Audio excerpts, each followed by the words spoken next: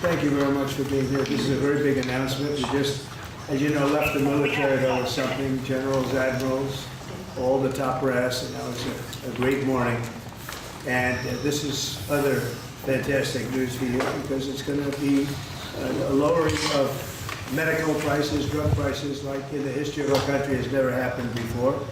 It's favored nations, if you know what that means, but we'll talk about it. Today, I'm thrilled to announce that one of the world's largest pharmaceutical manufacturers and one of the best anywhere in the world, Pfizer, has agreed to offer countless prescription medications at major discounts in the United States as a result of the most favored nation drug pricing order that we established earlier this year. As you know, the United States was paying sometimes 10 times more than other countries for drugs, and a lot of excuses were made for that, but it went on for many years, many years, decades, and it's not going on any longer. We're going to be paying the lowest price now. We're going to be paying whatever the lowest price is, favored nations. This will save American taxpayers and consumers hundreds of millions of dollars a year. I want to thank Pfizer CEO Albert Bourla, who is one of the most respected people in the industry and in business generally. I will say that, Albert, for joining us today,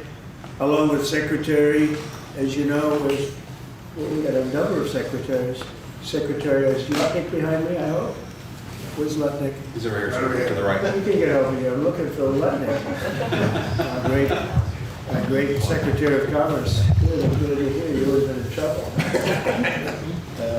Howard Lutnick, great. Secretary Robert F. Kennedy Jr., CMS Administrator, Mehmet Oz, Medicare Administrator Chris Plump, and the FDA Commissioner Marty McCary. And I just want to thank them all. They've been working hard on many things. I think this is one of the biggest medical announcements that this office has ever made, because we're talking about price reductions, as you'll see in a couple of minutes, that are incredible. For many years, Americans have paid the highest prices anywhere in the world for prescription drugs. They paid far more, 10 times, 13 times, 15 times more than other countries for the exact same product. A major reason is that the American consumers have been subsidizing research and development costs for the entire planet. They put all of that on us, and yet they were the beneficiaries too. So it's being changed as of today. The United States had just 4% of the world's population and consumers, only 13% of all prescription drugs, yet pharmaceutical companies make 75% of their profits from the United States. So think of that. We have 4% of the market, 13% of prescription drugs, and yet, Albert, I didn't know you were that violent. I'm surprised you're doing this. I'm getting better. No, he's doing the right thing. Thank you. And yet they make 75% of their profits from the American customers, so it's something. That's why I signed an executive order combating this practice, and we signed it very happily a little while ago. Today, Pfizer is committing, as will other drug companies as we go through the weeks, but Pfizer is truly one of the biggest in the world and one of the greatest in the world. Today, Pfizer is committing to offer all of their prescription medications to Medicaid, and it will be at the most favored nation's prices. It's going to have a huge impact on bringing Medicaid costs down like nothing else. I told you that in my first term, I was so proud of the fact that for the first time in 28 years, drug prices came down. And I had a news conference that I explained it was 1/10 of 1%, but it was down. And here we're talking about, in one case, over 1,000%. This is a critical step forward to our work and to improve health care and hardworking, low-income Americans, especially low-income Americans, who will be helped so greatly. In addition, Pfizer is agreeing to provide some of their most popular current medications to all consumers at heavily discounted prices of anywhere between 50 and even 100%. And that's off the price. And in some cases, even more than that. These drugs will be available for direct purchase online at a website operated by the federal government. We're also announcing that moving forward, all new medications introduced by Pfizer to the American market will be sold at the reduced most favored nation costs. So we'll be paying essentially what other countries are paying, who have been much lower, much lower for many years. Furthermore, Pfizer will invest $70 billion to reshore domestic manufacturing facilities. In other words, they're going to bring a lot of their their facilities to make their drugs and make what they make, their product. They're going to make it in the United States. I appreciate that $70 billion investment and fund research and development right here in America. We're working with other major pharmaceutical companies to secure similar agreements. Everyone understands that the status quo where Americans pay more for drugs, prescription drugs, and they pay more than foreign countries who take advantage of us in many other ways, although not so many anymore. I think we've pretty well got that stopped, right? I think so.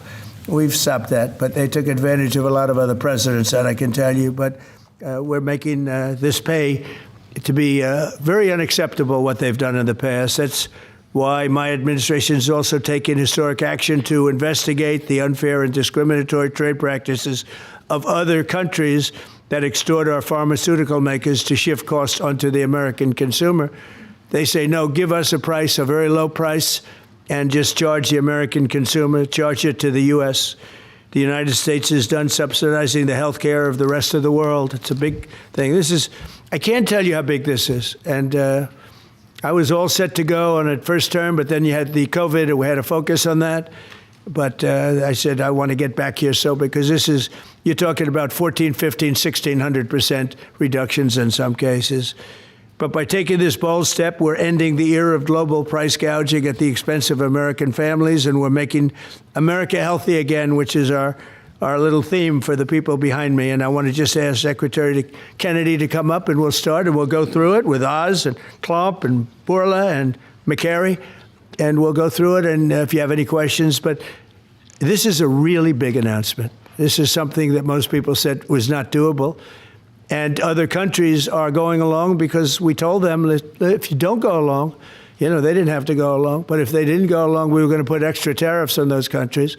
And we were going to charge them the amount of money that they should be paying for the reduction in costs. So I think we had a pretty good negotiating position. So, Bobby, I'd like you to speak about this, and what a great job, and thank you very much. Thank you, Mr. President. I want to start by thanking a couple of people who aren't up here, Theo Merkel, Dr. Heidi Overton, who played key roles in this negotiation and helped make this happen. And also Inma Hernandez, who's not up here, but John Brook and Chris Klomp, who were the people who were negotiating, in some cases, I think including last night, 24 hours without any sleep. This would not have happened without President Trump's leadership. I told my son last night, we're all under secrecy about this, but I told my son late last night, a 27-year-old son, Connor, who's a very liberal Democrat, and I told him this was happening, and he just paused for a minute, and he said, "Thank you, Dad, I'm so proud of you." Because this is something Democrats have wanted for 20 years, Republicans have wanted for 20 years. Everybody said they're going to do it. Nobody has even taken a step towards doing it. And the reason was because it was such a daunting task. And, even all of the negotiators, you see, I also want to thank Howard Lutnick. This would not have happened without him. But even all of the negotiators here and all the people on at HHS and at the White House team, all we could see was all the reasons that this couldn't happen. Everybody had tried. Nobody could make it happen. And it was President Trump alone who, with his doggedness, his persistence, he saw this clearly in a way that none of us other, in its most simplest terms. Why are we spending more on this country than any other country? Why are we spending 75% of the revenues that come to the pharmaceutical industry? We're doing all the research, and everybody else is riding on our slipstream. And President Trump, I would say, harangued and harassed us to make this happen. I was getting calls at 11:30, 12 o'clock at night. "Oh, are you asleep? And you got to get MFN done." And at one point, Dr. Oz told me, "I can't take the president's calls anymore." I have a lot of reasons. My wife has a lot of reasons to say to me about different things that happen in my life. Doesn't that give you anxiety? And I say, I don't get anxiety. This gave me anxiety. Oh, thank you, President Trump. It would not have happened without your leadership. This is real leadership. It's somebody, a president who has a vision and makes that vision happen. And I can't think of any other president of the United States who could have done this in our history. I'm very grateful to you. This is an extraordinary benefit to the American people. Thank you for your vision, President Trump, your bold action, your unwavering commitment to health and well-being of the American people. Never has a president stood up so bravely for the American people with respect to health care. And by the way, I forgot to thank Albert Bourla. Albert and I have had a long history of antipathy and antagonism toward each other. But I have to say his leadership in this took tremendous courage. And he really created a template for corporate responsibility, for putting public health ahead of his individual interests. So I'm very, very grateful to you for that, Albert. Under the leadership of President Trump, the U.S. government is now acting as a tough negotiator on behalf of the American people. Today is about fairness, it's about equality, it's about giving hope to those who are trying to stay healthy, who are managing illness, and who are fighting for their lives. We refuse to make the most vulnerable citizens continue to pay an unthinkable price for the world's pharmaceutical breakthroughs, which we pay for. This policy is a shield for the chronically ill who have carried the burden of high drug costs for far too long. It's a signal to every American family that we're finally putting their health and financial security first. And it sets a new standard, one that says we won't write blank checks to the drug industry any longer. No family should ever be forced to choose between filling a prescription and putting food on the table. Americans should not be gouged paying 300 or 400 or 1,000% more than people in other countries for the exact same drug, many times manufactured in the same factory in New Jersey and sold in Great Britain for 1/10 the price that it's being sold for here. This week, and I was with some friends up in Martha's Vineyard, and an old friend, one of my oldest friends, his wife and daughter have a chronic disease. And that chronic disease last year cost $150,000 to treat. And the mother had to choose whether she was going to take that money and spend it on her or her daughter. And she spent it on her daughter. So she had to make that choice. It's a choice that no mother should have to make. We did a roundtable recently on drug prices. One patient spent more than $180,000 on one drug. One cashed in all of her savings and worked 3 jobs to make ends meet. One almost quit her job and moved to Germany to get the drug cheaper. Some looked at getting the drug on unsafe secondary markets because they could not afford it through the legitimate markets. Today, we begin to right that ship. For the mother trying to help her child get better, for a grandmother at the pharmacy counter, and for millions of Americans who want to restore their health. Today is about another promise made by President Trump and another promise kept by President Trump to the American people. And it's only just the beginning. This is all thanks to your unwavering leadership, Mr. President. Thank you. Thank you very much. Thank you very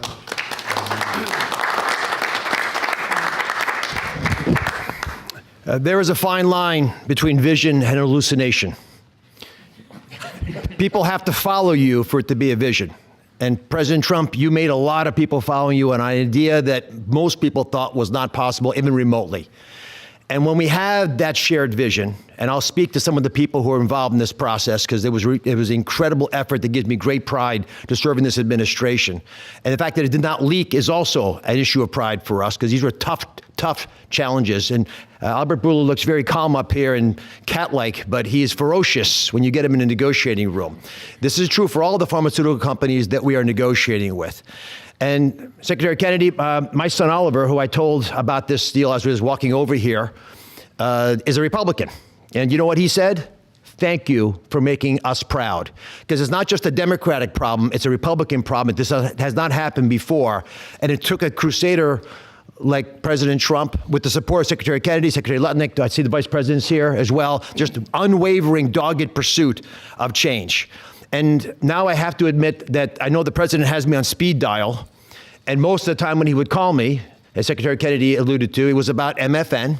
And he always had reasons why we needed to go faster and why people were being hurt today because we're allowing the kinds of pricing that had been tolerated for so many decades in America. The time of the day didn't matter, the day of the week didn't matter, and that's how the president was functioning. This was such an important part of what he saw as his legacy, which is why it brings such pride to all of us up here and many others to deliver it. And the laser focus that the president had on this, which he shared with me the day that I was nominated, that he nominated me for this position and has reminded me frequently since, made it a top priority for us as well at CMS.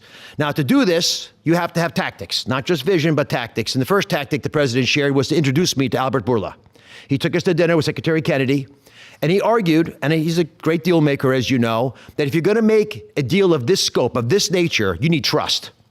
So the president lit the kindling. He got the embers going, but he needed us to nurture that beginning of a fire so they would blaze into what today we can announce as the grand deal, one of the greatest ever, certainly in the space of pharmaceuticals. I gained to respect Albert, and I'll tell you why in particular. It was because he recognized the dangerous problems facing so many Americans, that they had to choose between taking medications prescribed by their doctor that could be life-saving or shopping at the grocery store, paying for their kids a fundamentally important need that would be squeezed out because they couldn't compromise on drugs, or often worse, they compromise on the drugs. 1/3 of all prescriptions are not filled in the pharmacy because of this. We talked through the winter. We talked through the spring. We talked through the summer. And we got nowhere. We stalled.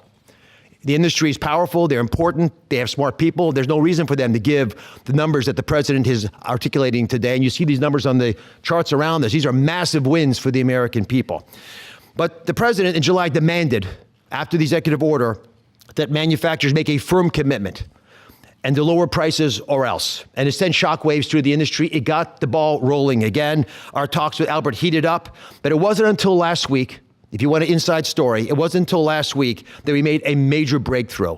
And our hardworking team embarked on a remarkable story that I think books will be written about, 24/7 nonstop with industry, with Albert, with his great team at Pfizer. And with this partnership, we began to deal with the fundamental challenges we have, which is protecting medical advances for the future while at the same time securing the prices Americans want today. We're going to continue to stimulate and strengthen innovation. That's what a great country does, and we are a great country with a great leader. We're going to protect the U.S. hegemony in R&D. We dominate the planet in discovering cures for illnesses. All those orphan ailments, all those remarkable advances, they come from research labs here with companies like Pfizer and other great ones in the pharmaceutical space. We're going to lead in the life sciences. We're going to lead in ideas. And we're going to make sure that we do all that while we're being fair to the American people, especially our most vulnerable. We're going to finally deliver on the fair drug prices that President Trump has been speaking about for 2 terms. We're going to celebrate this historic day, I predict, this historic day in the medical field for generations to come. The heroic negotiators that I do feel compelled to mention, and Secretary Kennedy kindly also mentioned their names. Some of them can't be in here because they're busy negotiating future deals. Inma Hernandez-Delso, John Brooks, who's a deputy administrator of mine, Theo Merkel, who is in the back and tall and hard to miss with DPC, and Corey Enslin with the same group did a spectacular job, and Don Dempsey at OMB. Just wonderful human beings worked tirelessly to get this done. We were able to secure this first MFN deal, and the president touched on this, but we have much more to come. You'll be hearing breaking news from the president for the rest of for the fall. And Mr. President, these brilliant minds are here because of you. Now, I don't want to just pay homage to this. I want to actually speak this a little bit. The passion to protect the American people brings top-tier Americans into the government. We've created a powerful administration with the president's leadership, an administration of winners. People get things done. They see the generational opportunity to fix the biggest problems our nation faces. And the person who led this negotiation, Chris Klump, embodies this seal. Now, Chris Klump came to visit Secretary Kennedy and I the very first day we were looking for staff to try to bring in the government. And neither of us really had an idea of how challenging this might be. And he came to the interview, and we knew that he had built a business that was worth several $100 million. And the secretary, very poker-faced as he tends to be, looked at him and said, "Are you willing to give it all up and move your family to Washington?" A young family, 4 young children, beautiful wife. Are you willing to come across the country and serve our nation, serve this president to ensure vital programs like Medicare, which he runs, will keep our seniors healthy for years to come? He gave it all up, like so many have in this administration, passionate to follow the president's lead and serve under Secretary Kennedy. And for those of you at home who are watching, and I hope there are quite a few, I think this shows just how cool a place it is to work, is in this government. And I take great pride in handing the ball to Chris. Chris, tell the American people what they have won thanks to your passionate ability to deliver on President Trump's promise. Thanks very much.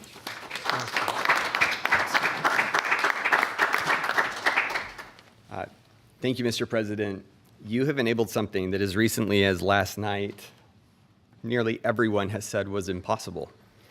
And Secretary Kennedy and Administrator Oz, thank you for having trust in us as a negotiating team to drive this forward on behalf of the American people. It is an absolute honor and privilege. And Mr. Bourla, to you and to the team at Pfizer, you have taken a step that I think few appreciate, requires a level of courage to change something that for decades administrations have tried. And there was no incentive rationally for you to do, and yet you've done it because you recognized the opportunity to align your economic interest with the social interest of the American people, and we are grateful. Today is historic, as has been discussed. This is a major win in the battle for affordable health care and affordable drugs. As the president said, on average, we pay nearly 3 times what the rest of the wealthy world pays for branded pharmaceuticals. And yet we drive more than 50% of global R&D, 50% of revenues, nearly 70% of profits. It's unjust, it's morally unjust. And when this happens, we stifle innovation and we limit access for the most vulnerable people across the planet and in America who need these medications. And so the president directed us to make deals. That's what he does, and it's what we do. And all great deals, and this is a great deal, are rooted in principles. And this deal was rooted in the principle of fairness. Now, the president could have directed us to go to the poorest country on the planet and find the cheapest price for every single drug and bring that back to the United States and use the might of the government to insist that that's the price we pay. And that might have worked, actually, for just a little bit. But very quickly, it would have utterly destroyed innovation in pharmaceuticals. It would have destroyed American primacy in building life-saving medications. There are nearly 20,000 known diseases on the planet. We have treatments or cures for far fewer than 10% of them. So that would have been a bad strategy, and it would have limited access to those who need those medications the most. But he didn't call for that. He didn't call for 50% lower than the lowest price on the planet. What he called for was fairness. And that's a powerful principle, because we all grow up wanting to be on the right side of fair. And it allowed us to do what has not been done before, which is to call on manufacturers and ask them to be fair, and allows us to go to countries and ask them to pay their fair share in the battle against global disease. And that is the unlock for this great deal. Now, it's my privilege to talk just for a few minutes about the details of the deal.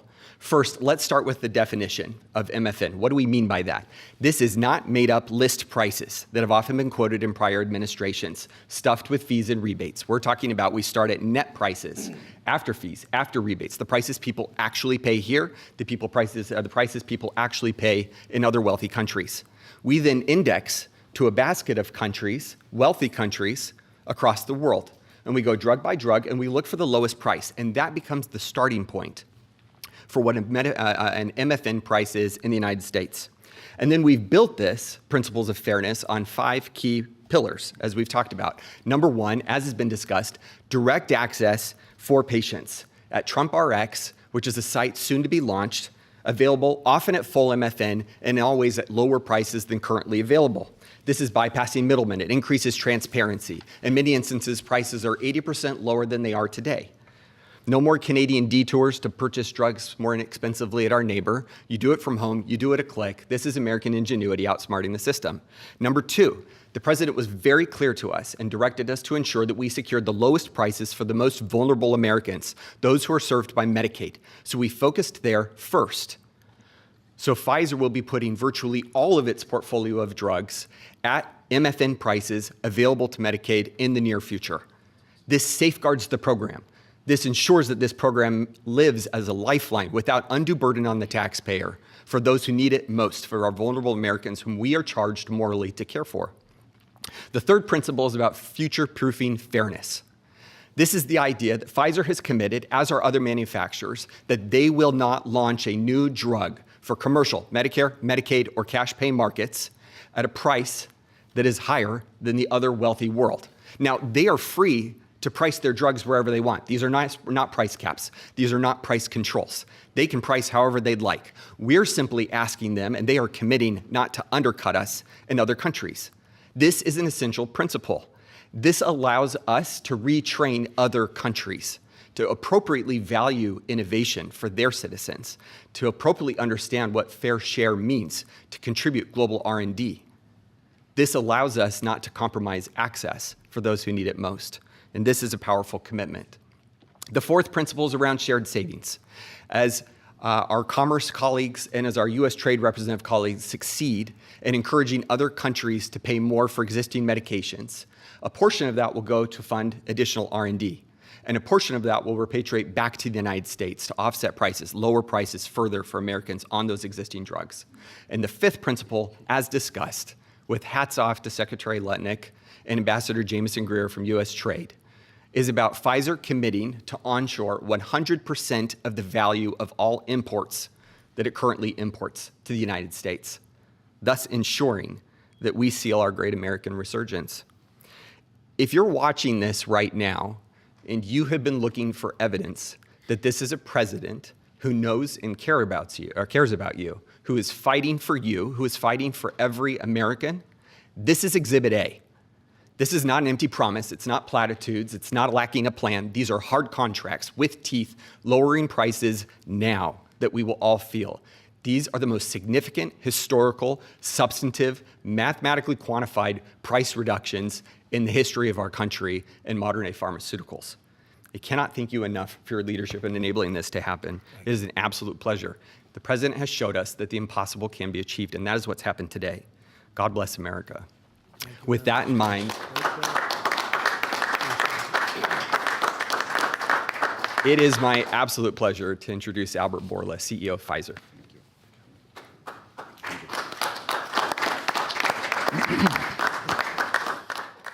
Mr. President, what an honor to be here today in this office to announce a landmark agreement. I think it's an historic day. Is this the coolest office? He has a beautiful office, but the Oval is the coolest, right? What do you think? I think by far. And I have seen other presidents' offices. There's nothing like that. Yeah, it's good office. Yeah. So it's an historic day because I think today we are turning the tide and we are reversing an unfair situation. For years, other rich nations refused to pay the fair share for the medical innovation. And as a result, Americans had to assume disproportional cost on their shoulders. This situation, we all knew, is not sustainable. This situation is a situation that many wanted to change, but no one could. This is changing today with this agreement. In July, the President sent to me and other heads of pharmaceutical companies a letter. And over there, he articulated 4 specific requests. These requests, it was obvious to us, were designed to lower drug cost in America in different ways, each one of them. And altogether, holistically, to have synergistic effect in the impact that that will have in the US healthcare cost and patients. With this deal that we signed today, we satisfied all 4 of President's requests, all 4. The big winner of this deal clearly will be the American patient. There is no doubt about it. They are the ones that will see significant impact in their ability to buy medicines. But I would argue that it is not the only winner. I think who else is a winner here? It is American innovation and American economy. In our industry, we had 2 major overhangs that have substantially reduced our valuations and create concerns for us in our ability to invest. We are addressing both of them right now, and I will speak about them. The first one was the uncertainty of tariffs. Because President is absolutely right. Tariffs is the most powerful tool to motivate behaviors, Mr. President, and clearly motivated ours, right? So by this agreement that we did, we commit to onshore the production of our medicines that are consumed in the US and are made outside the US. And for that, we are ready to unleash our investment portfolio in this country. And the President graciously gave us a 3 years grace period that we will not be subject to the 232 tariffs, as long as, of course, we move the products here. That's one. The second overhang in our industry was this uncertainty. What will happen with the framework of pricing in the country? Because this uncertainty, it was what was holding people from investing in the pharmaceutical industry, which resulted in significant reduction of our multiples. Actually, our multiples are at historical low. Well, now we have clarity about what is the framework for the US pricing. Read the letter of President Trump, read the 4 points, and this is the framework. And we will abide to that, and going forward, this is how things will be priced in the US and abroad. We are ready to invest, as the President also mentioned, $70 billion in the next few years from Pfizer in manufacturing and research in America alone. I really think this is an historical moment because also I can put that behind us and focus on the things that I want to spend my time, cancer treatments, to bring better obesity medicines, to bring better vaccines, to bring things that people value. And thank you for allowing us to do that. I want to thank Secretary Kennedy. I want to thank Secretary Latnik. Your leadership helped us to pull that together. You are the mastermind of everything, and without the brilliant way that you designed the whole thing, we wouldn't be able to make it happen. But you were even more brilliant because you had someone in your team that he was the driving force behind everything. And I don't have words to thank you for your integrity. And it is what you have said. We created trust from day one. And that was the most important thing that allowed us to be able to pull very difficult negotiations. Of course, also I want to thank the US trade representative, who is also heavily engaged, and he's probably the first trade representative that I have seen that cares about our industry and cares to do something about unfair situations out there, but more than anyone else. Mr. President, I want to thank you, for your leadership and, frankly, for your friendship. Thank you. Albert, thank you very much. Great job. Great job. Thank you, Mr. President. The growth of drug spending, that is, the increase in drug pricing, is the fastest and biggest increasing area of healthcare spending. So today's announcement has incredible implications for healthcare spending in the United States. And today marks the beginning of the end of the Great American Ripoff. And it also marks the beginning and the end of a great American tragedy, something I've seen as a physician at the bedside. Patients getting spun up into a financial rage, doing GoFundMe campaigns online, sending repeat reminders, asking people to donate, getting their churches to pass the offering plate from pew to pew, Sunday after Sunday, to try to get enough money to pay for a drug in the United States, a drug that's 5 or 10 times more expensive than the same drug in France or Germany or the UK. People get spun up and it's a tragedy. Having cancer is hard enough. Getting spun up into a financial rage in order to try to get the money to pay for treatment makes it so much harder. 37% of people who go through cancer care say in the end that the financial toxicity makes them want to avoid or delay care in the future. That is, they're done with it. They're done with the system. That's how toxic financial toxicity can be. And for what? For what? So the US can finance the R&D of the world? Well, that ends today, thanks to President Trump. So we want to see R&D. We want to see American pharmaceutical companies thrive. We want to see pharmaceutical companies that do business and manufacture in the United States thrive. At the FDA, we're doing our part. If you're going to equalize your price to that of other wealthy countries, we're not talking about Zimbabwe. We're talking about Germany, France, UK, Japan, other wealthy countries, the OECD countries. If you equalize your price, then we're going to put your future applications at the front of the line. A voucher to get a review in weeks has a market street value of about $500 million because every day is money when it comes to getting a drug approved. And so if you meet one of the president's national priorities stated very clearly, moving manufacturing to the United States, meeting a large unmet public health need, or equalizing your prices. We're the largest purchasers of drugs. We deserve the best prices. And so we're going to do our part.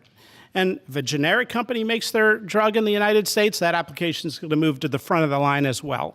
And if you're going to build a plant in the United States, our FDA inspectors will walk through that plant during the construction phase, something never done before, so that it's ready on day one. So thank you, Mr. President, for your leadership. They said it couldn't be done, and here we are.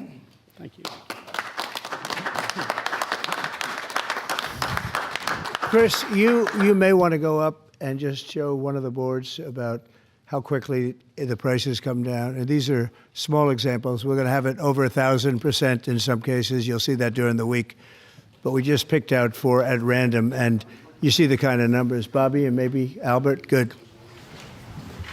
We picked 4 examples, but I want to be totally clear, these are not the only 4 examples. And as the President mentioned, this is not the only agreement. It is the first. It's a historic agreement.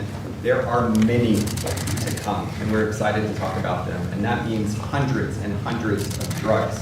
We are not exaggerating when we talk about reductions of up to 80%. We give you 4 examples here, one for dermatitis. The new price at MFN results in 80% reduction to what's available today. One in post-menopausal osteoporosis, 85%. Migraines that affect so many Americans, 50% reductions. Rheumatoid arthritis, something my own mother struggled with, 40% reductions. This is about access. This is about ensuring that Americans have access to life-saving medications. These are real prices. These are net prices. They're not made up. They're not funny numbers. Thank you very much. Great job you've done. Everybody here has been incredible.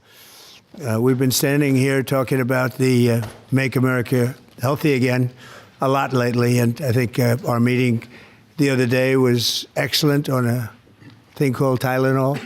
That was a very important meeting. I think that was a very important meeting. And this, in terms of pricing, it's going to be great for Medicare, Medicaid, Social Security. It's going to be great for everything because your medicine costs are coming way down. We have some examples that I think we'll be able to show you next week of over 1,000% in some cases, where a pill that cost $10 in London was costing $130 in New York and various other places within the United States. And the same thing with Canada. People would go to Canada, they'd go to Mexico, they'd go to other places to buy drugs. They don't have to do that anymore. So we have favored nations. So that's what we have. And it's one of the biggest days I think anybody will ever have. We're talking about massive numbers, and the numbers are going to get even better with a little time. And I will say, Albert, I think that the drug companies are going to be the same. You're going to, the world, we're really competing against the world, so they have more people. So we'll come down a lot, and the world's going to go up a little bit. And the end result is you're going to, I think, do the same business pretty much. Maybe you'll figure a way to do more business, I think, knowing you. But I think the drug companies, we're going to come down a lot, the U.S. will come down a lot. But the world, many more people, is going to go up a little bit. And it equalized, and it's a great tribute. And I want to thank everybody up here. J.D., thank you for all of your help, too. And Howard, great, really great job. Thank you all very much. Do you have any questions? How about we focus on this?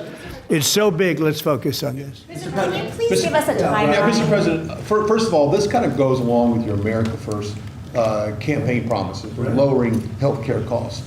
On a day that it seems like we're going into a government shutdown led by Democrats on the premise of providing health benefits to illegals, this seems to, your move here is a stark contrast to that. Could the same principles that you did today apply to health insurance, to maybe lower the cost of health insurance? Many Americans are kind of struggling And with we're that as well. working on just that, little different group, but we're working on just that. It could, I don't know to this extent. You know, we have a pill, one pill in particular we're going to show you next week. It sells for $10 in other countries and $137 in the U.S. And that's coming down now to probably $15 or $18. They'll go up to 18. I think that's pretty much right, Albert. It's not you, but they'll go up to 18 and we'll come down from 135 or whatever down to 18. I mean, that's a massive number. Remember, I was the one that held a news conference because I lowered drug prices by 1/4%. I think it was 1/8 of 1%, but it was the only one in 28 years that brought drug prices down for the year. But it was a very small number. Now we're talking about, you're going to see one over 1,000%. Look at these numbers. So, and this has a big impact, even on the discussion that we'll have with Chuck Schumer, who was here yesterday, along with a very nice gentleman who I didn't really know. You know who I'm talking about. The two of them came and we had a good discussion, and we're going to see what happens. We're going to see what happens, but this has a huge impact on that because these numbers are going to bring Medicaid. We talk about Obamacare. Obamacare is a failure. Obamacare is not good. It's there, but relative to other healthcare programs, it's in the lower 20%. It's not good. And I asked the Democrat representatives, what do you think about coming up with a better health care? This actually allows you to do that because the cost of prescription medicine is a very big, more than 50% the cost of what we're talking about. So we might be able to do something like that. This is one of the biggest news conference from a medical standpoint that I think has ever been had by any administration. Yeah, please. Thank you. I'm curious, where are the other companies other than Pfizer? Are you expecting them to come later? They're all with us. And I was honored to have Albert be the first. He's done a fantastic job with, as you know, with the COVID. He did a fantastic job with a lot of things. He's a leader, and Pfizer is right at the top. You know, it's there. Eli Lilly has been fantastic also, your friend, my friend. And they're all coming in over the next week. We're making deals with all of them. And I said, if we don't make a deal, then we're going to tariff them an extra 5, 6, 7, 8%, whatever the difference is, and we'll take it that way. So we took away the advantage by the fact that we have tariffs. We took away the advantage that they would have of just saying no, and we couldn't do anything about it. If they do that, what we do is we'd put a tariff on them of an equivalent amount, and we take it that way. And nobody wants to play that game. So they're going to be, they're all going to be good. We didn't have to mention that to Albert. Well, maybe I whispered it to him very slightly, you know. We had to give ourselves a little bit of an advantage. But no, but the tariffs played a big role because they know that's what's going to happen. Chair, you mentioned the tariff, the exemption of the 232s, but can you share a timeline for when we can expect the results of that 232 investigation? Let Howard answer that question, please. Sure. So while we're negotiating with these companies, we're going to let them play out and finish these negotiations because they are the most important thing to the American people. So we are standing by, helping and working with them, but the driver of the 232 outcomes is our HHS team because, I mean, look what they've accomplished today. So we are on their side helping them, but that is the model that's going to drive. And you have to understand, Albert's spending $70 billion that he wouldn't be spending because of the tariffs, let's say, and other reasons. I think he liked the winner of November 5th, in all fairness, but because of the tariffs. And that wouldn't happen. He's not going to pay any tariffs because when he moves here, there are no tariffs. So he won't be paying tariffs. That's the beauty of it. If you move here, there are no tariffs. And we have over $17 trillion, Albert. Do you believe these numbers? So Biden had less than $1 trillion for 4 years. We have over $17 trillion for essentially 8 months. Pretty amazing. When will prices come down, Mr. President? When can America? They're going to start coming down. Drug prices? Well, they'll be starting immediately. Yeah. Mr. President, can you speak to what impact you think this reduction in drug prices will have on midterms coming up? I think it's going to have a huge. I said if we can pull this off before midterms, I've wanted to do it from the beginning, from my first day in first term. And we were doing so well. We had the greatest economy we've ever had. Everything was good. And then we're ready to do this, which is complex and big. It's a big change. But what happened is COVID came, and we focused on COVID. We focused on COVID very hard with Albert, with the other companies, with everybody. Regeneron was a great thing. You know, we did a lot of therapeutics that were fantastic. And so we focused on that. And I said, if I pull this off again, the first thing I'm going to do, and you know, we've been working on this really for 8 months. This is a very big deal. This is a big shock to the system. But it's not as much as I said. They're going to go up. The world is going to go up a little bit. We're going to come down a lot. But now it's fair. We're going to be paying the same thing. Yeah, please. Trump, in your first term, when you cut the price of insulin, Biden later came in, tried to steal credit for that. Do you worry that the Democrats are going to try to steal credit for these historic cuts? I really appreciate your question, because I did. I cut the price of insulin down to $35. And the problem is with many of these things, and in this case it's going to be pretty quick, but oftentimes you'll do something medically because of the process, and it won't be seen for 2 or 3 years. That happened also with, I could say 4 different things, but just if you talk about insulin, so it was 200, 300, 500, and you couldn't get it, and I got it down to 35. And I said, I hope I win the next election, because otherwise whoever wins is going to take credit for it. Well, what happened is we did win the election. We did great. But unfortunately, it didn't work out that way from a practical standpoint. And Biden, when I saw him get up and take credit for the $35 and even less insulin, that was 1,000% lower than what it was just previous. Boy, I tell you, I didn't like it. I didn't like it. So I did the best I could to let him know we did it, because we want to be given credit. But we are the ones that got insulin down to that number. And you're right, they tried to take credit for it. They had nothing to do. In fact, they didn't even know what happened. All of a sudden, the insulin price kicked in at $35. And they asked Biden about it. He had no idea what the hell they were talking about. But after they explained, and they didn't really explain to him because he was not capable really of understanding it. But when they went out and talked about it, they acted like it was a great feat by Biden. It had nothing to do with him. And it continues, and we'll get it down even further. But insulin was, people weren't taking it, I would imagine. They couldn't take it. God bless you, Bobby. I hope I didn't catch COVID just there. You've got out. Don't you have Paxlovid? What is it? I have it here. He's got Paxlovid. give me a Paxlovid immediately. While Nancy Pelosi is ignoring what you're doing for the American people, she's going after your administration for cutting taxpayer-funded healthcare for illegal aliens. Last night, Nancy Pelosi, she went on NBC last night, dropped a bunch of F-bombs, told Republicans to go F themselves. Has she lost her mind? We have done an unbelievable job medically. Just this, if you did nothing else, we've done a lot like the insulin. But just this, nobody can ever catch this. This is the biggest price reduction times, maybe 10 times, 15 times than has ever been given before. And this is going to have a huge impact. You know, as I said, Obamacare is not a good thing. It's been bad. And I'd like to make it better. I told them, I spoke to a lot of people, a lot of Democrats recently. I said, why don't we change it? We can make Obamacare much better. We could come up with a new system that would be much better, less expensive for the people and better. This is maybe the biggest breakthrough, because, you know, when you're talking about the prescription drugs, that's a big part of it. So we're going to look. This is prescription, but we're going to be looking at that. We could come up and through this whole thing, you know, because I don't know, we'll probably have a shutdown, because one of the things they want to do is they want to give incredible Medicare, the Cadillac Medicare, to illegal immigrants. And what that does is it keeps them coming into our country, and like they do in California. And no country can afford that, no country.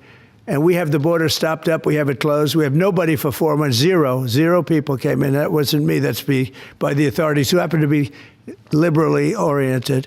But just think of that.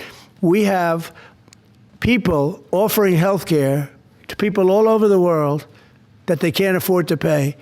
And that's the Democrats. And what that does is it brings people into the country because they want to come in for the health care. But no country can afford it, and they can't afford it. So we cannot allow them to charge tremendous amounts of money for health care for people that aren't even citizens. And in many cases, they come in from prisons, jails, and mental institutions. And we can't let that happen. So we have a big fight over that. We have a fight over open borders. They still want open borders. We're having a fight over men and women's sports, if you believe it. You would have thought they would have learned that it's not a good issue. And we have a fight in transgender, as you know, transgender for everybody. And that, when you talk medically, that's a lot of money too. That's a lot of, those operations are bad. So those things are also being discussed right now. I mean, can you imagine we're actually talking about open borders, and we now have a great border, and we have a great country. Our country was dead 1 year ago. Now we have the hottest country anywhere in the world. Big difference. Yeah. What does it say about the state of the Democrat Party when they have a 33% favorability rating on average in recent months, and they're willing to shut down the government over health care? They are shutting it down. We're not shutting it down. We don't want it to shut down because we have the greatest period of time ever. I told you, we have $17 trillion being invested, so the last person that wants it shut down is us. Now, with that being said, we can do things during the shutdown that are irreversible, that are bad for them and irreversible by them, like cutting vast numbers of people out, cutting things that they like, cutting programs that they like. And you all know Russell Vought. He's become very popular recently because he can trim the budget to a level that you couldn't do any other way. So they're taking a risk by having a shutdown because of the shutdown, we can do things medically and other ways, including benefits. We can cut large numbers of people out. We don't want to do that, but we don't want fraud, waste, and abuse. And, we're cutting that. But they want to have illegal aliens come into our country and get massive health care at the cost to everybody else, and we don't have it. And that's I would say, the number one reason that they want to strike is to get illegal immigrants health care. And, Gavin Newsom wants that, too, in California, and it's destroying California. We can't have that. We're not going to let it happen. Do you have a plan for dealing with drug companies that are responding to MFN only by raising prices overseas as opposed to lowering prices in the U.S.? No, they're responding. I understand that question very well, but they're responding by lowering prices. They're helped by lowering prices. There's a price at which they can't sell, and they're helped by lowering prices. In the case of Albert and in the case of Eli Lilly, the fact is our prices are coming down massively. You see, that's just a few of the basics. But they're coming down much more than that with many drugs, and over 1,000%. Think of that, over 1,000% reduction. And we'll show you that next week because we have some of them on the board next week where you have over 1,000% price reduction.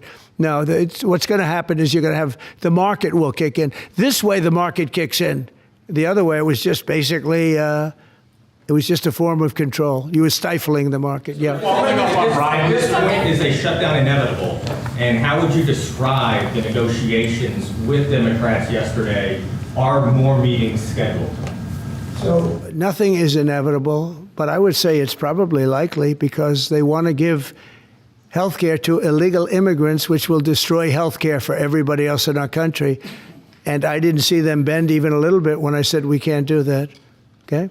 Can I ask a question of Dr. Oz, Administrator Oz?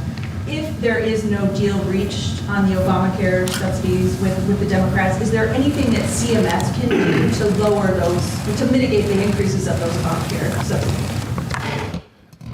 Not really, but we have time.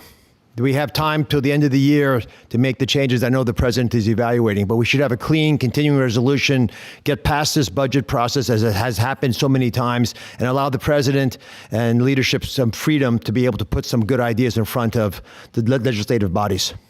Mr. President, undocumented immigrants. We actually do have time for that. They're not eligible for the health care subsidies that Democrats are demanding. So can you clarify, what are you talking about when you say Democrats want to protect their health care? So when an illegal person comes in, a person who came into our country illegally, therefore breaking the law, and look, we all have big hearts. I have a bigger heart than you do. They're all breaking the law, and they're coming into our country. And we just, as a country, cannot afford to take care of millions of people who have broken the law coming in. We want them to come into our country, but we want them to come in legally. Now we have a strong border, very strong border, thanks to Christie and Tom Homan and the whole group. They've done an amazing job at the border. I mean, we had a border that was reckless. We had a border that was a disaster. They were coming in by the millions. I say 25 million people. You're saying less, but I say 25 million people came in illegally. And no system can take care of the health care of all of those people that came in. Now, a lot of them have gone out. We have over 11,000 murderers. We got many of them out. Many of those people have been taken out of the country, brought back to where they came from. In some cases, put in prison because they're so dangerous. We don't want to take them out. We have to watch them. We don't want them coming back. But if you look at what's happened in Washington, D.C. right now, it is such a place. I just drove through it, and it's clean and nice and beautiful, and people are walking around, and they're not afraid of being mugged. We haven't had murders. We haven't had anything happen in a long time. It took us 12 days to make it very good. It took us 20 days to make it beautiful. And now we're going to Memphis. But I think we should always keep a presence here, because if we don't keep a presence, it's going to come back never like it was, because we got rid of 1,700 career criminals. You know what that is? One career criminal can give you a lousy reputation for danger, because they commit many crimes a day in some cases. But Washington, D.C. is an unbelievable example of what can happen. And now we're going, as you know, to Memphis, which was very similar to Washington, very dangerous. And we're there, and we're working along very well with the governor, the mayor. A lot of these Democrat mayors, you know, what they don't want to have us do well, because if we do well, it makes them look bad, and they shouldn't feel that way. If I were a Democrat and I was a governor or mayor, I'd be calling Trump. I'd say, get your troops over here, just help, because the mayor of Washington is getting a lot of credit for what we did, you know, a lot of credit. But the beauty is, isn't it nice? Seriously, you walk down the street, you're not going to be mugged. You're not going to be hit. We had a meeting about 3-4 months ago, and I was saying to the media, how many of you people have been threatened or mugged or accosted during your walk to the White House? And they said, we don't walk to the White House anymore. But the answer was, remember, Brian, almost everybody's, look at this guy. They even attacked this big, strong guy, right? Didn't you get attacked? Did you? But yeah, just take a look at the other guy, right? What happened to the other guy? I don't know. Those other guys are pretty tough. They're tough with a gun in their hand, right? And yeah, you were hit pretty hard. But almost everybody was. And now, nobody. Anybody been accosted in the last 3 weeks?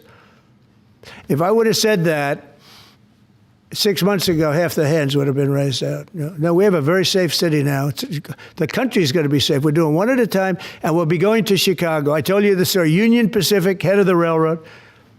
He knows this country very well. Started off as a very low-rung employee of the Union Pacific. He's now chairman. He came to me and he said, sir, save Chicago. It's a great city. It's going down fast. They had 11 people killed over the last couple of weeks. 11 people killed. 48 shot. That's not a city. That's a war zone. There's no city in the world like that. And then we have to listen to this Pritzker get up. I know him well. They threw him out of his business, and the family threw him out of the business because he's a loser. But we have to listen to Pritzker get up. He should call me and say, get the troops in. You ever hear that? 11 people over a week and a half killed. And I think it's 48, when you add it up, 48 people shot. And then I have to listen to a governor say how nice it is. It's a wonderful experience. Now, what is a wonderful experience is D.C. People are eating in the restaurants. They just opened 2 new restaurants, which hasn't worked in years. And we had it pretty good 4 years ago. We were just getting ready to do this, but we did it right. And, you know, we have a big victory in the Supreme Court. It's called merit. And so that includes the military. Our soldiers, did you see what they look like? These guys, they look like serious soldiers. They weren't playing games, and they went in there and they did a fantastic job. And Washington, D.C. is now a beautiful, safe city. The restaurants are thriving. The people are walking down the street holding their husband or their boyfriend's hand, and they're not worried about being raped or mugged or shot at. And it's been an amazing thing. And we'll do that in every city. We'll do them sort of one at a time. We'll do a couple at a time. And we have a tremendous force because, as you know, in recruitment numbers, when we put out, 2 years ago, when Biden would put out recruitment, nobody would join. Nobody wanted to be in the military. Nobody wanted to be police. It was just announced this morning. You probably saw my speech over with the military, with the generals, admirals. Record numbers of people signing up for the Navy, the Army, Air Force, Marines, Coast Guard, Space Force. I love Space Force. That was my baby. But we have record numbers of people signing up, and that includes police department, fire department. So, you know, it's been an amazing thing. Well, we're going to have another meeting next week on this. We have another great company coming in, similar kind of numbers. But we're going to show you some 1,000% drops in prices. There has never been anything like this in the history of medicine, and it's an honor. And Albert, I want to thank you, and I want to thank everybody behind me, because you are a great team. We have a great team. Everybody says you have a great cabinet. It's a great team. So thank you, Bobby. Thank you very much. Thank you, everybody. What's the company next week?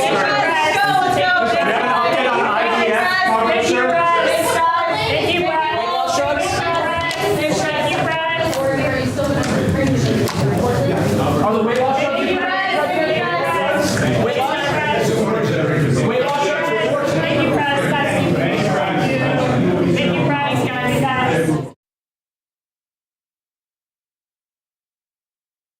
Great to have you again. We've seen you a couple of times today, but I'm thrilled to sign a very historic executive order to massively accelerate pediatric cancer research and harness the extraordinary potential of artificial intelligence to fight this terrible disease. We're going to hook up the artificial intelligence with all of the other things that we have at hand, and we're going to come for answers. And these young children who are just really, some are absolutely better and others are getting better. You're all going to be better very soon. So they won't even need it, I don't believe.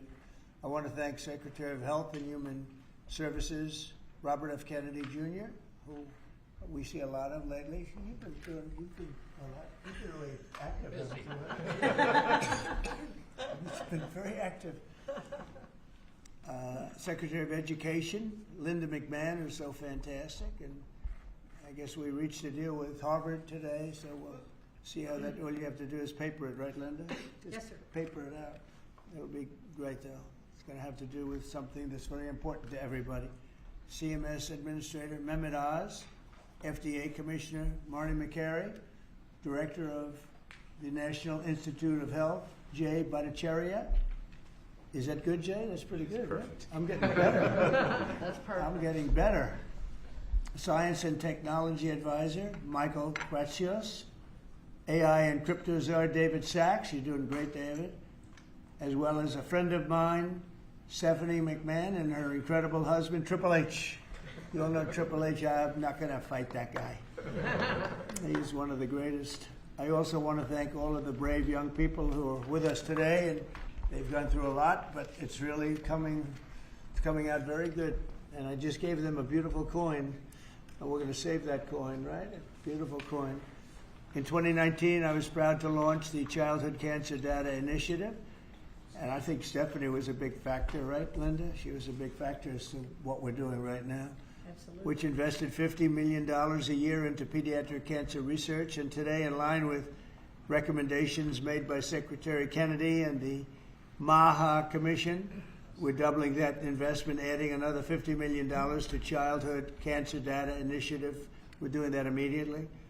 And we have a lot of money coming in with the tariffs. We've never had money like this coming in. We're a rich country again. We were a dead country 1 year ago, and now we're the richest country. We're hot. We're a hot country. So it's an honor to do that. In honor of all of you, we're doing that, okay? With this order, I'm also directing the federal government to fully utilize artificial intelligence to supercharge pediatric cancer research. It's pretty amazing what's happening.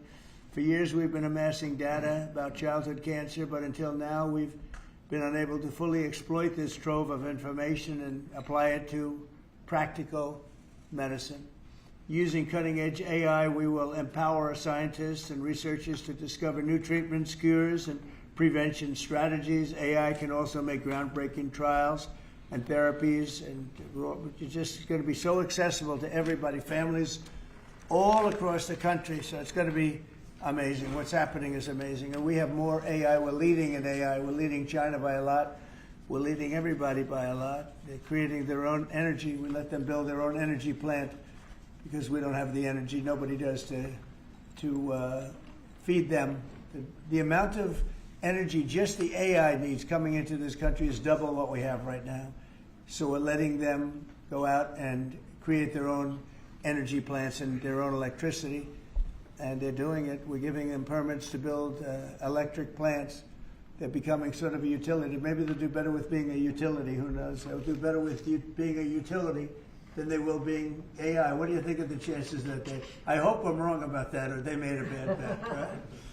So anyway, but I want to just say that we're going to defeat childhood cancer once and for all, and I'd like to ask Stephanie to say a few words. She's a very special person and very, very much involved in this. Thank you very much, Steph. My mother's making me step That's forward. right. Your mother, she'll do that. My mother. Well, Mr. President, thank you very much. You've already acknowledged this incredible team here, and all of these people standing behind me were inspired by the story of a little boy named Connor Mahalik. He was a little boy who didn't want to hug me because he gave choke-out hugs. He booed his favorite nurse when she came to give his chemo, and he always worried about his dad because his dad was Connor's best friend. Connor was a WWE fan who I met after one of our big events, the Royal Rumble.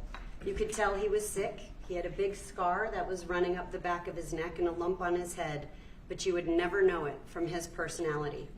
He told me about the t-shirt that he was wearing that was dragging on the ground because WWE superstar Sheamus, who's 6'5", had given it to him.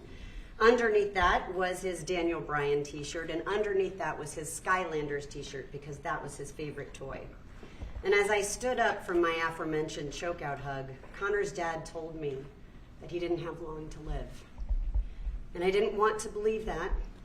I kissed him goodbye on his soft little cheek, and when he looked back at me, I made an unspoken promise to fight for him and kids just like him. Kids shouldn't even know what cancer is, let alone have to face it. And this incredible team believes that too. This executive order makes kids with cancer the first focus of AI innovation across healthcare in America. If there is one thing in the world that could bring us together, please let it be our children. Because I can almost guarantee, if your child was diagnosed with cancer, you wouldn't care what party their doctor belonged to. You would just want the best. And President Trump is doing just that, enabling that every child with cancer gets the best care possible. And we couldn't be more grateful. Thank you, Steph. Thank you, Great sir. job. Thank you very much. She's done that before, hasn't she? Great job. Bobby, please.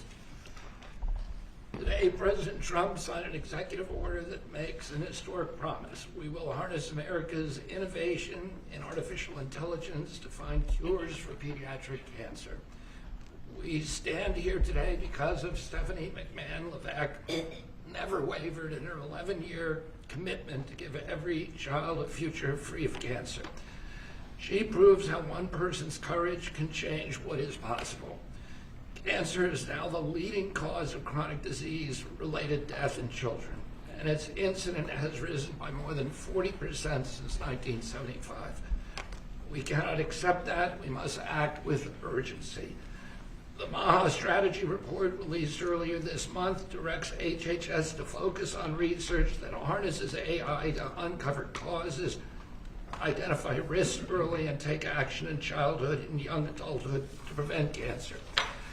Now, this executive order directs the MAHA Commission, working with our nation's top science and technology leaders, to deploy AI to transform cancer care and research. We will accelerate progress in the Childhood Cancer Data Initiative that President Trump launched in 2019, and that means building stronger data systems, using AI to decode complex biology, designing better clinical trials that deliver faster, more effective treatment for kids. The order doubles federal investment in the Child Cancer Data Initiative with an additional $50 million just this year. NIH will expand research while the private sector and universities will bring their best tools to the table.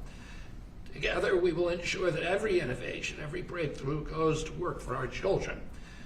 The order guarantees that AI will be integrated into HHS interoperability networks. We will make electronic health records and claims data work for patients and researchers. We're already doing that, and always with parents in control of their child's health information. No family should have to fight cancer with outdated tools or without access to the very best science. For too long, families have fought childhood cancer while our systems lagged behind. President Trump, thank you for your leadership in changing all that. This executive order is about action, unlocking cures, empowering families, and giving every child the chance to grow up healthy and strong. With American innovation and leadership, we can make our children healthy again. Bobby, do they know why there's quite an increase that's taken place over the last number of years? Do they know why that? Do they have any idea why that's We are happening? doing that research, and Jay Bhattacharya can talk about that. We're doing that research now for the first time. We're focusing on that, in particular colon cancers and these cancers that never affected children before. And suddenly are epidemic in our children, and we're going to find the causes. They're environmental causes. We're going to identify them and work to eliminate them. Good, thanks, Bobby. Jay, go ahead, please. Hello, thank you, everyone. Thank you, President Trump, for signing this historic executive order directing your administration to use advanced artificial intelligence technologies to cure childhood cancer. By signing this executive order, the administration is advancing the NIH Childhood Cancer Data Initiative's coordinated pediatric, adolescent, and young adult rare cancer, first launched under President Trump's direction in 2019. When I was a young medical student in the 1990s, I had the privilege of spending a month in a pediatric cancer ward treating children with cancer. And I have to say it was the most difficult month of my life. I left for home every day in tears. Watching little children cope with a deadly disease is hard. They should be playing with their friends, going to school, living their best lives. But instead, they bravely face cancer. These are the bravest kids I've ever met. I have tremendous admiration for the scientists who devote their lives to finding cures for kids with cancer, for the doctors and nurses who take care of them, and for their parents who suffer alongside them, care for them, and love them. This year, nearly 9,500 children will be diagnosed with cancer in the U.S. In the mid-1970s, the 5-year survival for cancer was 58%. Today, the cancer survival rate for children with cancer is 85%. This is because of the tremendous investments we've made in treating childhood cancer, in researching it, and it's worth celebrating this achievement. But I say that 85% is still too low. We need to be at 100. Whilst we still have a long way to go. The treatments these little kids undergo involve therapies like chemo or radiation that put them through hell. Even with 85% will be cured, the therapies themselves can cause health problems as kids age into adulthood. Nearly 60% of cancer survivors experience severe life-threatening complications in adulthood because of these treatments. And so we need better treatments so that we can raise the survival rate and reduce the side effects. This initiative builds on the CCDI's mission to gather data from every child, adolescent, and young adult diagnosed with cancer, no matter where they receive care. It aims to develop a platform and tools to bring together clinical care, research tools like molecular characterization and genetic information, tools that will improve preventive measures, treatment, quality of life, survival for childhood cancer. By uniting families, clinicians, and researchers, by harnessing the power of AI, CCDI will accelerate diagnosis, inform treatment, and develop the next generation of life-saving therapies. This is not about collecting data alone. It's about giving families hope. Today, we commit to taking this work to the next level. With this executive order that President Trump is signing, we're building a future where every child's data contributes to faster diagnosis. Artificial intelligence helps us uncover faster, more precise treatments, improve quality of life, and better survival. And finally, let me extend my sincere congratulations and gratitude to President Trump for his leadership and vision in giving us this opportunity to make America healthy again, to rigorously push the boundaries of science and bring hope to millions of families. Thank you. Thank you very much, Jay. It's very nice. Appreciate it. Director Kratsios, please. Thank you, Mr. President, and thank you, Secretary Kennedy, for your leadership on this issue. I am thrilled that our MAHA strategy prioritizes utilizing AI in the fight against cancer, and that this executive order is putting a priority to this action. Thank you for your commitment, Mr. President, to the United States for maintaining its global leadership in artificial intelligence across models, data sets, applications, and to issue an AI action plan to do just that. Your foresight in the first term, leading you to establish the CCDI to gather, harness, and share data on childhood cancers, has positioned us today to leverage AI in a way we could never imagine before. With America's pioneering models, American researchers now have the best tools in the world to turn the CCDI data into the building blocks of life-changing breakthroughs. So I and my team at OSTP are thrilled to partner with our teams at HHS and NIH and with David to empower the development of gold standard applications for the pediatric cancer research and to play our very small part in trying to protect the health and happiness of America's children. Thank you very much. Mr. President. David, please. Thank you, sir. Well, first of all, I just want to thank Stephanie McMahon and Paul Levesque for helping to bring us all together here. For years they played villains on TV, but they're actually very nice people in real life. But it's because of your passion that we're all here today, so thank you for that. And thank you, Mr. President, for your leadership on this. First of all, you did have the foresight to create this childhood cancer database way back in 2019, and that's what's going to power the AI. It's going to give us the data to find all the patterns in. The other thing you've done is you've made it your policy of this administration to support innovation, to support infrastructure, to support energy. And because of that, we have an AI boom going on right now. 3.8% growth rate in the last quarter in GDP, and a big part of that is because of the AI boom that you've unleashed. So thank you, sir, for doing that. And I think that we can see today that this AI boom is not just going to be about dollars and cents, but about saving lives as well. We're going to get some miraculous cures out of this. So thank you to everyone who's here today. Thank you very much. Good job. We just had a meeting, and Oz was at the meeting, and really was a dominant factor along with Bobby. And maybe you could just say a couple of words about our past meeting where we're going to be lowering drug prices by 50, 100, 200, even 500%, even 1,000. We have 1,000% also. We have one coming up next week, a big one, 1,000% reduction in price. Do you want to give just a couple of words on that, Oz? It's a historic day. For the first time, we've had the magnitude of give from the pharmaceutical industry. One of their leading lights, Alfred Boula and his company Pfizer, agreed, something the president has been pushing on since his first term and has been calling me quite frequently on speed dial over this term to make sure that Secretary Kennedy and I would seriously engage industry. They have agreed to several important concessions. First, we will have most favored nation drug pricing in this country for everyone on Medicaid. So our most vulnerable populations will not be forced to pay 3 times or more, 5, 6, 7 times more for the exact same pills in the same bottles as it costs in other countries. That'll make it a lot easier for governors to manage their budgets and shows again a distinct passion that the president has for helping people who are most vulnerable. We've also gotten all new drugs to be released in this country to be priced at most favored nation, which means by the end of the president's term, 95% of all pharmaceutical drugs in America will be at most favored nation pricing.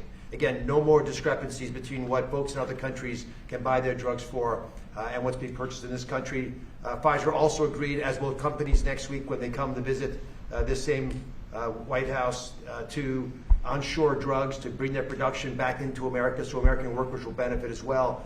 But at the same time, this is critical. It allowed Pfizer, and we believe for other pharmaceutical companies, to maintain their innovative edge. We want America to continue to find cures like the ones that saved the lives of some of the children that I'm looking at right now. Those beautiful faces and smiles are here because American innovation was not dulled, not blunted, but we can solve that need and thread the needle by also making healthcare affordable so Americans no longer, including children like this, be forced to make a difficult choice between groceries and pharmaceuticals. And I must say, Mr. President, since this morning, if you just look at the stock market, there's been support of this decision made by the CEO of Pfizer. Their stock has benefited. So I think it was the right thing for the company, the right thing for the policies of this administration, which is a pretty cool place to work. But most importantly, it's the right thing for the American people. Thank you very much. And maybe we'll just finish it off with Linda, because she's been such an incredible cabinet member and done such a good job. Maybe you want to say something about your unbelievable daughter and son-in-law, because they've worked very hard on this. Well, thank you, Mr. President, for the opportunity to do that. I don't think that, any mother could be any more proud of all of the efforts that Stephanie's made in support also of Paul. Stephanie first talked about this 10 or 11 years ago after Little Connor. And I remember one of the things that she said to me was, I really would like to somehow convene the people and the scientists who think outside of the box, because research is done in very standard terms. You do this, and yes, you have to do that. But she said, I really would like to tap into some of the most creative and inventive minds in the country to be able to look at research differently for pediatric cancer. And she did that. Took her about 10 years, and she kept tapping in and calling people, being pretty relentless about it, driven herself by a mother's heart. And I couldn't be any more proud of the work she's done. I'm happy to stand by and be a supportive mom and be very proud of her today. Thanks. Good job you're doing. Thank you very much, Linda. Okay, any questions, please? Mr. President, as we inch closer to a government shutdown, this morning you said you might do a lot of layoffs. If DOGE is already reducing the federal workforce, why is it necessary to link more federal jobs cut to a shutdown? Well, the Democrats want to shut it down, so when you shut it down, you have to do layoffs. So we'd be laying off a lot of people that are going to be very affected, and the Democrats, they're going to be Democrats. As you know, this country, no country can afford to pay for illegal immigration, health care for everybody that comes into the country, and that's what they're insisting. And obviously I have an obligation to not accept that. That would affect everybody. You know, when I see what we're doing with AI and all the plants that are opening up in the country, $17 trillion is coming. And if you compare that to Biden had, in 4 years, less than $1 trillion. We have 17 trillion, more than that. I think it's going to be much more than that, David. By the end of this year, I think it's going to be far over that. It's a record. It's already a record in 8 months. It's a record by a lot. And so we're doing well as a country, so the last thing we want to do is shut it down. But a lot of good can come down from shutdowns. We can get rid of a lot of things that we didn't want, and they'd be Democrat things, but they want open borders. They want men playing in women's sports. They want transgender for everybody. They never stop. They don't learn. We won an election in a landslide. They just don't learn.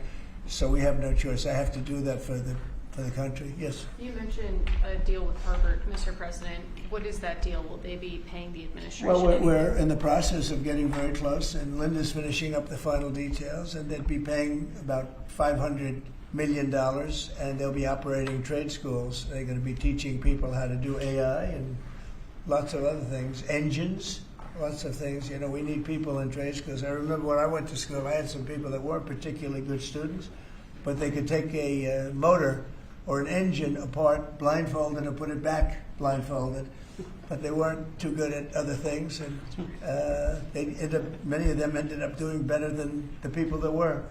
So trade schools are very important, and we've lost trade schools. We used to have a lot of trade schools in this country. We don't have them anymore. We have tremendous plants opening, and we want to have people at top level for those plants, whether it's AI or whether it's automotive plants. You know, we have many automobile companies open their plants in the United States. They're all coming back for two reasons: tariffs, and I think they liked November 5th. You know, they liked the person that was chosen, and they're moving in from Canada, they're moving in from Mexico, they're coming in from all over the world. China is coming. They're all coming, and that way they avoid paying tariffs. So, you know, they're coming for that reason. So by opening up trade school, because we're going to need employees, we're going to need people with skill. And I think I can say, Linda, you feel the same way. By opening up trade school, this would be a giant trade school, series of trade schools. It would be run by Harvard. Now, this is something that we're close to finalizing. We haven't done it yet. But they'd put up $500 million. Interest and everything else would go to that account, meaning go to the trade school. And, you know, it's a big investment in trade school, done by very smart people. And then their sins are forgiven. So we have a good chance of getting that close. Yeah, please. Mr. President Trump, thank you. I've been looking at this chart that you showed us earlier since we left the Oval Office earlier. U.S. prices for brand drugs are 422% higher than in comparable countries. You know, I'm young, maybe I'm inexperienced, but I think a lot of Americans are wondering, how did we even get here being one of the biggest buyers of You drugs? got here by incompetent people sitting behind this desk. You had a lot of incompetent people. I did it, as you know, I started it in my first term. We rebuilt the military. We got the largest tax cuts in history. We did all these things, and we had the best economy in the history of our country during my first term. And by the way, this is blowing it away based on what we're seeing. But we got it by having people allow that to happen. And as you know, I started the process, but then when COVID came, we focused on COVID, not on this. And I said, if I ever go back and do it again, I'm going to make this a primary thing, because other countries are paying a fraction of what we pay for the same exact drug, same exact pharmaceutical, everything. And I said, no, it's not right. And the drug companies actually came along. You know, don't forget, they make 30, 40, 50 million a year, these people. They're very smart. And they had a lot of people convinced that, you know, that's the way it has to be. They talked about research and development. We had to pay. I said, well, why isn't Germany paying? Why aren't other countries paying? And they always had a good answer, but it got to a point where I didn't like the answer anymore, and I said, we have to do this, and we did. And the team that we have with Oz and Bobby and Chris and all of the people that we have working on it, and I must tell you, Marty's been a big, wherever you may be, Marty, but Marty's been a big factor. We have a great team. There's never been a medical team like this, and I said, let's go do it. And then I did, as I said, I would bug them every single day, every week, because I said, we have to have, I mean, why should we be paying 10 times what another country's paying? And that was just an excuse, you know, research and development. We do research and development. So now we're going to be paying whatever the lowest price is, we're going to be paying that price. So it's a great thing. But there won't be anything that can have the impact on Medicare, Medicaid, Social Security, anything where you need pharmaceuticals, medicines. The numbers are going to come way down. Even Obamacare, which is terrible, it's not been good, as you know. It's a weak form of health care. But it'll be better because the medicine's going to come in at a very low price. Yes, please. Yes, Mr. President. It seems like every time you assemble your MAHA team and your cabinet members behind here in regards to health issues, it just keeps getting powerful. And I look at these young kids there and the weight that is on the world right now that you can lift by what you're doing. I've often said Trump could cure cancer and people would still criticize him. And it's true. What is your message to America that this potentially could bring us all together, get us on the same page and have unity? And I'd like to see if some of the kids or the parents have what it means to you to see President Trump get involved with this. Well, we've made tremendous strides in cancer research, far more than anyone has done. And we have the greatest minds, the greatest people working on it. And childhood, you know, they call it childhood cancer. It's a very specific thing. And we really made a lot of progress. I think something that's going to allow us to make a lot of progress is the money we're saving on pharmaceuticals. We'll be saving 500, 600, 1,000%. Nobody's ever heard of that. I told the story, you were here before, that when I was in the previous administration, my first term, I was so proud of myself because I'm the first president in 28 years that cut drug prices from beginning to end. So they went down, I think it was 1/8% or 1/4%, and I was so proud of that. I thought that was great. Now I'm cutting them 500%. And I will say this, politically speaking, the people understand. Otherwise, I wouldn't have won in a landslide. You know, I get 97% bad press, and I won in a landslide, which tells you the press has no credibility. But I will say that what we've done has been a great tribute to the people that's standing behind me in different forms. Linda in education, different, but what she's doing in education, she's sending education back to the states. That's a big move. The states, like, you know, you go back to Indiana, Iowa, you know, I would say 40 states will be great. 45 will be, you know, the 5% of them will be pretty good, but, and then you're going to have a Gavin Newsom and some other people that aren't going to do a good job, but, you know, we'll help them out. I want to help them out. And we're going to have safe cities again. We're going to be very safe. We're going to be going to Chicago pretty soon because a friend of mine, a great guy, the head of the Union Pacific, he said, sir, you have to save Chicago. It's going bad. It's going bad fast, and it's a great city. He's right. It's a great city. I know it very well. And we have to save Chicago. So we're going to Memphis, Tennessee right now. We've had a home run in D.C. You can walk out. Brian, you got mugged here a long time ago. Yes, sir. And the mugger must have felt some pain because you're a tough cookie. Well, he had a gun, and I wish I would have had Triple H with me as well. If he had a gun, all you can do is say thank you very much. Yeah, no, but it's everybody here. I mean, you were here in the room when I said to the reporters, who got mugged in the last year? And like half of the people raised their hand. Now, if you said who got mugged over the last 60 days, nobody. No killing, no nothing. And the restaurants are booming, the town is booming, it's clean. You know, the National Guard actually went out and started cleaning all the crap out of the parks. The tents are knocked down. We had one that you said, it was a blue tent. And you said it was a communist tent, right? See, we're going to have a communist mayor of New York, so, you know, let's see how that works out. And I've gotten a lot of feedback on that. Everyone's very appreciative that you were Yeah. moving that tent. You told me about a blue tent, and I said, I can't be there because we knocked them down. But this was a very highly sophisticated group of people that had permits and all the other things. Well, their permit expired. We knocked it down. It took, 24 hours less, maybe? Yes, sir. So I appreciate you telling me that. No, we have a great thing going. The country is doing incredible. We are a hot country. The hottest. We're the hottest country in the world right Do the now. parents of the kids have anything they'd like to say? Yeah, that's a great question. Would you like to say something? I would. That's a good comment right there. That's the best comment you've made in a long time. Mr. President, good evening. I'm Josh Armstrong. My name is Josh Armstrong. I'm from West Virginia, and I'm the father of this amazingly brave and resilient little 6-year-old, Laurel. Laurel was diagnosed with leukemia when she was 2 years old, just before her 3rd birthday. And we went on to watch as she spent months in the hospital fighting for her life, as she received blood transfusions and platelet transfusions, as she fought off one potentially fatal infection after another. We watched as her body swelled and became painful from steroids, and then as it became frail and weak from chemotherapy. And we watched and we wondered why there aren't better treatments available, and we wondered what might happen if she doesn't get the drugs she needs, and we wondered why isn't anybody doing more. And on behalf of myself and all the parents that have watched and wondered, we'd like to say that what you're doing today gives parents like me and children like Laurel the one thing that we most desperately need, and that's hope. And Laurel's Hope doing that, well. and She's Laurel doing- is, I'm happy to say Laurel's in remission today. That's good. She looks so beautiful. Thank you, she is You beautiful. feeling good now?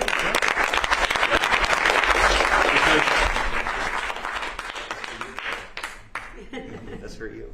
You look so great. Because of this bill, doctors are going to be able to get better treatments faster to patients like Laurel. Big And difference. because of you making children like her real children, not cases or statistics, but children like Laurel and all of these children here today, we have that hope. And we are so proud that you're standing with children with cancer and making it a national priority. It's very nice. Thank you, Mr. President. We're with you all the way. How about you, back there, Dad? Actually, I'd like my daughter to speak. Could we let Oh, her I speak? like that much Caroline better. would like to speak. She's That's much very prettier. good. I'd like you to speak. Thank you. Good afternoon. My name is Carolyn Hendricks. When I was 4 years old, I was diagnosed with Ewing sarcoma, a pediatric bone cancer. 11 years later, I'm now 16 years old, and I'm doing great. What you're doing today, Mr. President, means that kids like me will get better options and so much more hope for the future. This will help doctors use technology to find cures faster, match patients to trials more quickly, and give our families more control over our health. For kids, every day counts. This order shows that our lives matter enough to be first in line for innovation. On behalf of children and young adults with cancer, those still fighting and those in remission like me, and families who wish that they had more time together, thank you for making us a national priority. Mr. President, because of actions like this, kids like me have the chance to grow up, to chase our dreams, and to live full lives. And that is the greatest gift anyone could ever give. Wow, that was so good.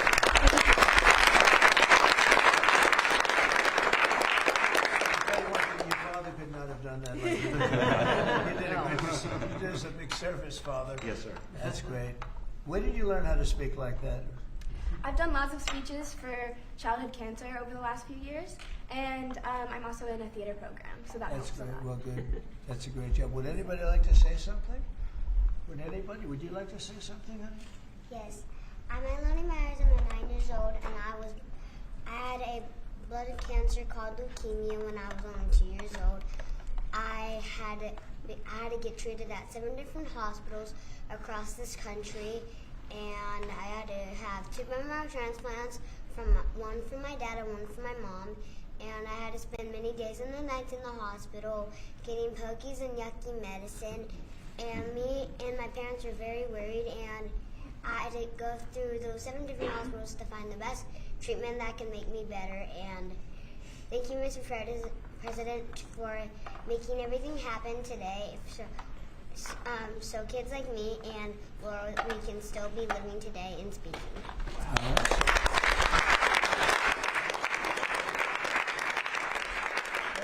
We're better than any of us have done. We're doing lousy. We're not doing so well today. They're doing so good. That was fantastic. Thank you. And you feeling good now? Are you all better? You're pretty close, right? Yeah. Yeah, I hear you're going to do good. Anybody like to say something? Yes, sir. Go ahead. I've had a brain tumor since I was 4 months. Now I'm off all medicines. I'm a cancer survivor. I've had a brain tumor since I was 4 months, and I'm doing great. I'm 15 now, and I'm going to 10th grade. And you're going to be a football player, offensive lineman.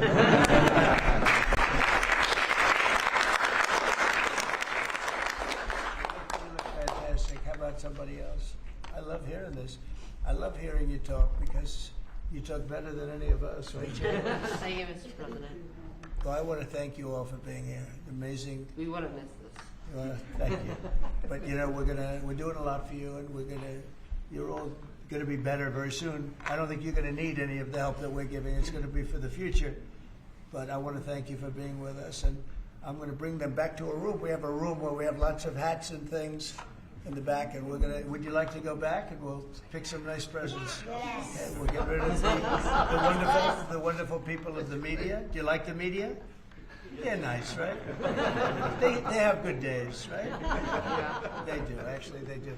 Thank you very much. That's beautiful. That's really good.